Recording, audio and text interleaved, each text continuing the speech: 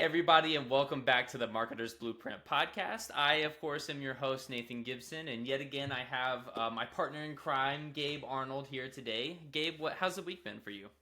It's been good. It's been a good week of growth, some new projects coming through, some opportunities to take a good look and audit some other projects we've been in the middle of. And so it's been productive. I'm grateful for this season of being an entrepreneur. Learning a ton, getting really good feedback from the team, which is something I really value about how I can show up better and lead more effectively. And I'm super grateful. Yeah, I'm kind of in the same boat too. I've had so much success in this season. It's been really, really good in sales, and then I get to fortunately take some time off this coming up week to go do some fun stuff. So everything is going well. We hope all of you are doing well. And Gabe, we're going to start this one a little bit differently today, and I'm going to do a little bit of stage setting and storytelling. All right. Everybody knows I'm into D&D and stuff like that, so this is up my alley. But let me set the stage for you, Gabe, and kind of get you into the mood for this one. So you're a business owner who knows they have just this awesome product or service, right? Which isn't far from the truth. But you finally make the decision to invest in this product and share it with the world. You create the offer, you either create or invest in somebody to create all of your marketing assets, you approve everything, you TPI it, you go through all the things, and you finally launch it, and then you never look at it again. Right? Huge red flag, right? So we're going to dive into that. So we're going to dive into that, and we're going to be walking through how to avoid that pitfall with what we call marketing audits, right?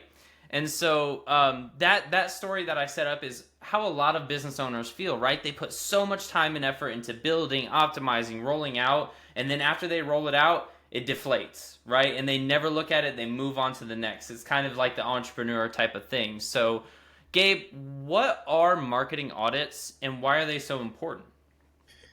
Yeah, it's a marketing audit, like in simple terms, is you really do a deep dive on what are you doing in marketing, how is your target market responding to things, where are they at in their kind of awareness cycle and their needs, and really just take a really candid objective look as possible and get outside perspective too, so you know what's working, what's not working, and what needs to shift. And when you were kind of setting up, the scenario that we all find ourselves in as business owners, as entrepreneurs, Yeah. it made me think back, way back, when I was programming with a developer and with my programming and help, one of the first opt-in pop-up plugins for WordPress, like a long time ago. And when I created it, I knew there was a need, and I got people to download it and buy it. And I sold a handful of them, which was great. Mm-hmm. But any initial traction I had kind of died off about a year later because I didn't do a marketing audit to say, like, what's going on in the market, what competitors are offering the same thing, what do users need now that it's a year or two later, which is an eternity in technology time. Yeah. And performance fell off, and I did one more kind of revamp of the product, and then it didn't survive because I didn't actively check in with, how am I promoting this? How is it showing up for people? What do they need? And I've had that happen with different products and businesses that I've had, where I don't have a real sense or pulse of where the market's at. Yeah. And I don't have enough clarity on what I'm doing to market. And then surprise, surprise, if you don't pay attention to something, it falters. Without focus and intention, things falter and stop growing. And audit is the process of being thorough and reviewing what's working, what's not working, and then finding a plan to optimize and move, more toward what's working. Because, 90% of marketing fails, and most marketing folks and most agencies don't talk about that, but that's the reality. And so the good news is if you're auditing things consistently, you keep learning from what's failing, and you keep concentrating effort into the 10% that's winning, and you keep expanding that and getting better results. But it requires the habit of doing a marketing audit. It's not a every few years thing. It's something that we, have evolved and are growing in our own internal process, where it's at least an annual thing. And then there's periodic checkpoints throughout the year to audit what's working, where do we need to improve and change. Yeah, and I think that's so important because people think about audits and like updates to a lot of different things, but I feel like they don't think about it for the marketing as much, just as a general trend. We've talked about website updates and keeping technology up to date, but you should also be doing this for your funnels and campaigns, because what I want to to kind of pick your brain about here is why it's so important is not only keeping those assets up to date, but you also get data that you can look back on later. How important has that been in your experience as an entrepreneur to start gathering that data to feed into your future data backed decisions, essentially? Yeah, it's crucial because you can be really successful in marketing and end up creating your own failure if you're not watching the data. So we frequently over the years with clients, and we have a process where we do a heavy audit once a year and we do quarterly Mm, audits to maintain things.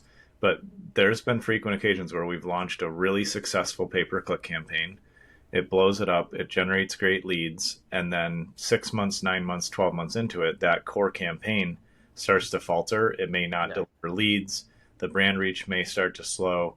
We may even attract the wrong leads after a period of time. And that's a natural progression of awareness in the market. Like they see it so much that they ignore it. It's the analogy that I use of if you're heading out on on vacation, Nathan, if you pull out and Mm, there's a new billboard on your road, you'll be like, oh, cool, you'll notice it, whatever it is, because it's new. yeah.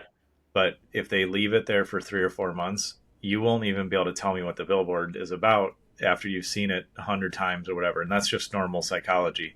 Yeah. So super successful marketing, you have to track, how many times is it being seen? How are people reacting to it? What result am I getting? Are people calling, clicking, filling out forms? Am I getting in contact with new people?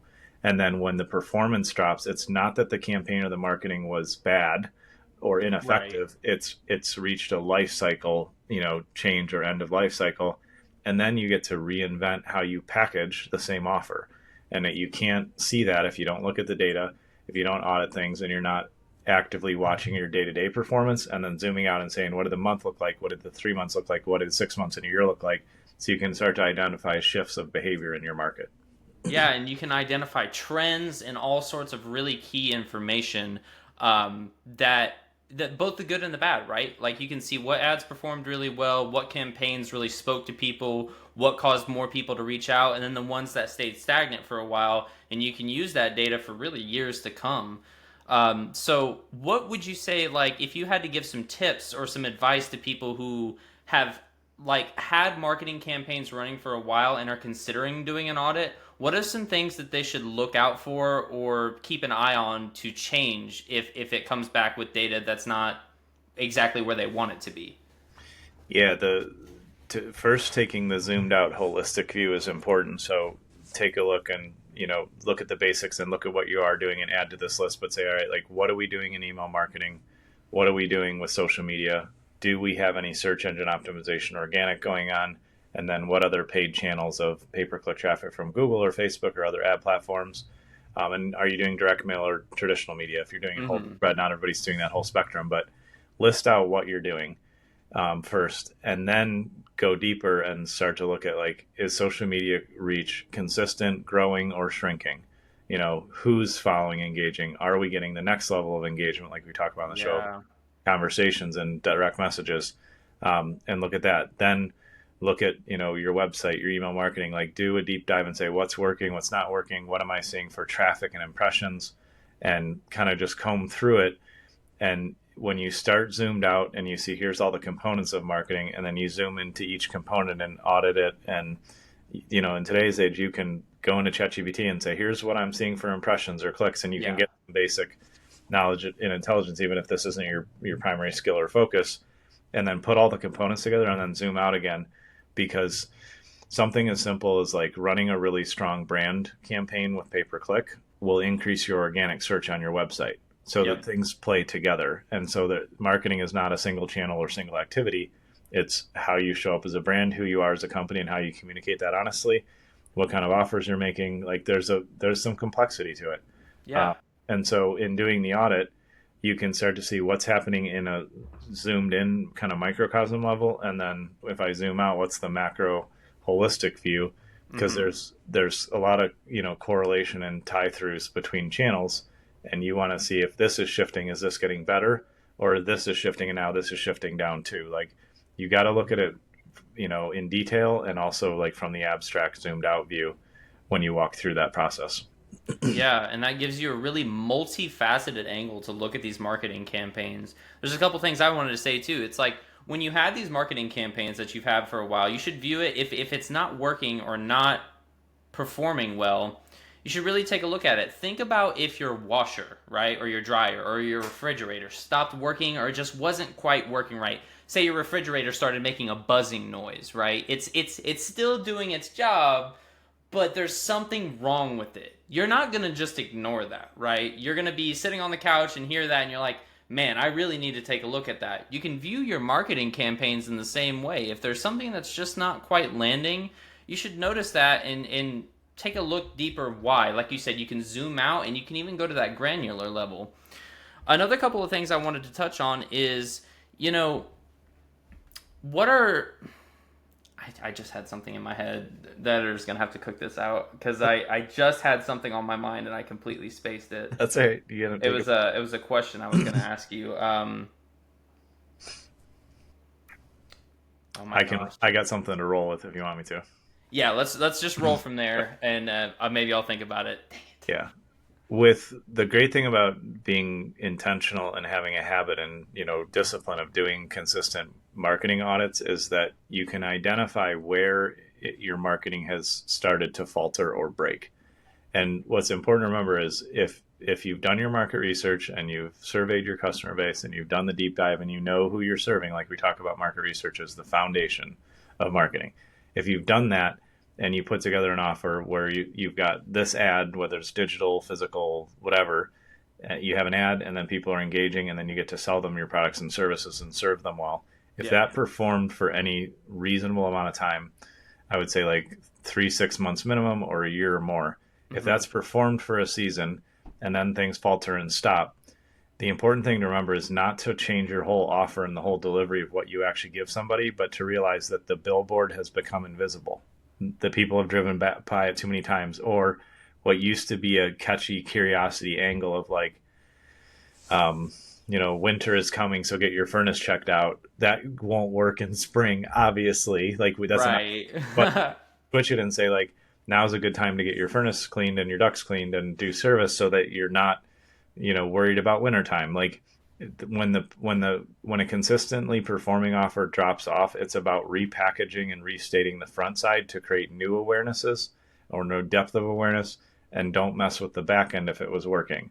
Yeah. On the other hand, if the front side is working but people are falling off and they're not making the purchase, then there's actually a marketing and sales psychology aspect that are all wrapped together where everybody's coming in, but then you present like, here's the solution. That's when the market has shifted and you have interest and curiosity and they're willing to engage. But then when you say, here's the solution, that's no longer relevant to them. Like a competitor could have eaten that mind share. There could be environmental, economic, political factors. There's a bunch of things that impact people's mindset. Yeah. And so then if it's not working there, then you can identify the process in the funnel from awareness to interest and education to making decision to delivery, which is always, delivery is marketing too. I always say marketing 101 is delivering a great product and service. Right. So identify where the breakage is and fix that part. Don't throw away the whole thing. That's an amateur move that I made way too many times. And it's just an inexperienced move we make when we're trying to figure out marketing as business owners and entrepreneurs. But identify the core issue. And that's why a methodical audit, where you really try to look eyes wide open and you get some outside perspective, and definitely recommend resurveying your customer base. That's going to help you get clear on what's not working so you can fix the real problem, because the buzzing in your refrigerator is probably like the compressor motor going bad maybe. Right. But you could throw out the fridge or you could just fix the compressor motor. So there you go. And that's exactly right. And something I was going to say earlier is that, and you kind of touched on it here, when you're up to date and you're taking looks at your marketing on a regular basis and doing these audits, you stay competitive, right? Because you're ahead of the curve.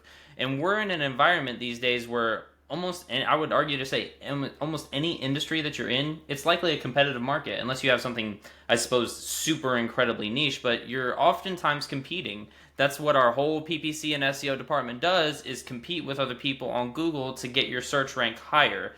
And so how important is it for these marketing audits for people in their industry to stay competitive? Yeah, that's a key too, because when you audit specifically like a paid traffic campaign, which the same principles rely on an organic search campaign, you can find out, are we owning the number 1 or 2 spot? And when your campaign is successful, you are owning the top ad spots. when competitors start to study you and go, oh, Nathan's, card shop is beating me, then they're going to go, well, I'm going to spend more and I'm going to write better ads. And then they can push you down and you Right. could be pushed out. Even though what you did originally was performing, you may have to spend more per click. You may have to rephrase and capture new attention with the ad copy. And you have to monitor, because any healthy market is competitive. It's good if you have competitors, and it's good if you have people to Exactly. compete against. So watching that actively goes, oh, something shifted, or this competitor is growing. How am I going to compete? Or instead of competing, how am I going to enter a new angle, a new mindset, a new perspective, and I don't have to compete directly? And that takes some strategic thought. It takes really clear market research to know that everybody's trying to talk about how. I'll give you a real example from the OG advertising world. Everybody's talking about this thing, but there's a new way to present this. And if I remember the beer company right, the story I know is very true, but Miller Lite took massive, massive market share by doing something different than everybody else. They were competing head to head with other beer companies. I can't remember which ones right now, but they were competing head to head, and they just couldn't get market share. They were like fourth or fifth or sixth on the list compared to the big guys. Like Budweiser, I think, was the one that, if I recall correctly, for sure. killing them. So the amazing angle is like a fresh new perspective on something everybody else is already doing will capture market share attention. And so Miller Lite started running ads that said, before we pour in, your beautiful tasty beer, or whatever the language was, we sanitize every single bottle, which is like, obviously, if you're in the industry, you sanitize your bottles. You have to, right? Like, but everybody does that. But they talked about it in such a way that it became like this idea, this catchphrase, this understanding, and the market was like, well, I only want to drink beer that was in a sanitized bottle, which they've been drinking sanitized bottle beer forever. It created a psychological response, though. Yeah, and then they got to compete with a new angle that got market share, and they crushed the beer market for a while. There's been multiple examples of that. As if you're competing head to head, there's probably a different aspect that will drive curiosity, bring authenticity to your market, make them trust you more than the competitors. And you don't just have to compete on cost per click or ad space or real estate that you're buying for advertising per se. Yeah, I think that's super important too, because it really opens up a lot of doors for creativity, right? That's something that the marketing audit can uncover for you. Is it can spark ideas for new things, and that is likely exactly what led to the decision of Miller introducing that new marketing campaign. Is they're just sitting there, pen to paper, just struggling, like, man, we're in this hyper competitive space, we're doing okay, but we're just not quite where we want to be. What is a new angle? What is a new pitch? What can we do? And they thought about something so simple that everybody does, and made a marketing agenda out of it, and then it just took off. And so that's why, like, tying back to the original topic of marketing audits, that's the type of thing that marketing audits can uncover, is these really unique ideas and creativity about being unique in a hyper competitive space, because you can. And it could be something as little as that, as sanitizing bottles, or repurposing this asset, or speaking to this. There's a lot of different ways that people have done that. I'm sure I could think of a couple, but yeah, that's the type of creativity you can really get from marketing audits. And then I wanted to say too, guys, if you're not sure where to start with a marketing audit, that's okay. We've all been there as business owners, and even if you've already audited your marketing, but you really have no idea what to do next, we can help out with that. We've performed hundreds, if not thousands, of marketing audits over the years for us personally and our clients as well. So you can reach out in the comments and let me know. Is there something that you've been doing that you might want a different angle on, or some challenges you might have encountered too? Well, my booking link will obviously be down below, and I would love to have a conversation with you and talk about how we go about these marketing audits and what it can really do for your business. But I also wanted to, of course, Gabe, it wouldn't be an episode today without talking about our win. And we have a really tremendous one that I wanted to kind of pick your brain about with our client, Olivino Life, who we've talked about before. So recently we had a honestly really great coaching session with this client who's feeling a bit discouraged about the current stage of their marketing and their business, which is common. It's very common. But in the end, by the end of us meeting with them, they were feeling confident and supported again. And what I wanted to kind of talk to you about, Gabe, is why is it so important for us as a marketing agency to have conversations like these with the business owners we work with? Yeah, it's crucial because what I love about our partnership with Olivino Life is they deliver amazing supplements, amazing results to our customers. They have continually invested and grown and learned over the years, and so they're doing all the right things. And I find myself in the same position that our clients get in sometimes, where they're discouraged or they're not sure if things are working fast enough or they don't know what to do next. And so I call my mentors and I talk to experts to help me get perspective. And so at BME, we're not just about delivering world-class marketing and technology solutions and services. We're really good at that. I'm super proud of where we're at as a company. We're always growing and looking to raise the bar of excellence. Yeah. But that's only half the situation. That's only half the formula. In order to be successful in a partnership with whoever you choose to do marketing with, you need to make sure that they're bringing leadership and strategy and support and helping you see other perspectives. Because if they can't do that, then you will end up being solely responsible for all direction or decisions, and you'll make ineffective decisions. It's not because you lack experience or skill. It's not because you don't know your business. It's not because you don't know your product. It's because I feel like it's just a requirement that in marketing, we brainstorm, we collaborate, we gather perspectives, we gather market data. And the best thing that I would say our team does, in scenarios like this is challenge our client to think differently. Yeah. And our team does that for me when we're running our campaigns of like, that may not be the best way to do that, Gabe. And I'm like, well, thank you. Because I'm so motivated and driven that I want to achieve this result that I can get tunnel vision. That's a normal behavior. And so what was awesome in this experience is we ended up having a great conversation, collaborating about how to clarify the path.